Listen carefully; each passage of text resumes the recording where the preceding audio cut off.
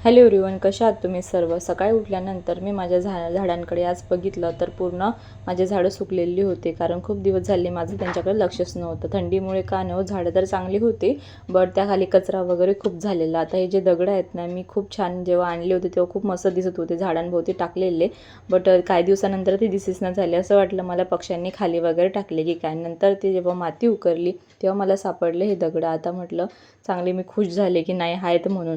हे पत्थर मला कुठंच नाही भेटले, मी हे खूप म्हणजे शोधून आणलेले एका नर्सरीमधून. तर म्हटलं आता त्यांना स्वच्छ करावं आणि दुसऱ्या एका घरातल्या होम ट्रीमध्ये मी टाकवणार आहे. आता मला जायचं होतं जॉबवर. बघितलं तर माझी लिपस्टिक जी आहे ती पूर्ण तुटलेली होती. बघूनच माझं मन नाराज झालं. म्हटलं काय आजचा दिवसांची सुरुवात तर अशीच जाते की काय. आता जॉबवर जाण्यासाठी मी तयार झाले. एवढा छान टॉप वगैरे घातला नवीन, पण एवढी जाड दिसत होते ना, असं वाटत होतं यार माझं वजन किती वाढले.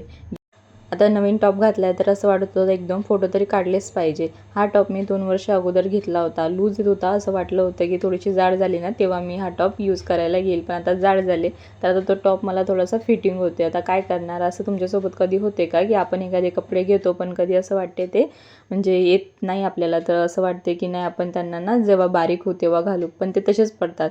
तर माझं असं उलटं झालं आहे, पण आता मला याच्यापेक्षा उलटं करायचं आहे. म्हणजे जेव्हा मी आता बारीक होईल तेव्हा हा टॉप घालील मी.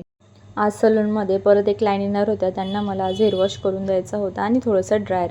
चला तर मग भेटूया नेक्स्ट ब्लॉगमध्ये. तुम्हाला जर माझ्या चॅनलवरती ब्लॉग्स व्हिडिओ आवडत असेल तर माझ्या चॅनलला लाईक, शेअर आणि सबस्क्राईब नक्की करा.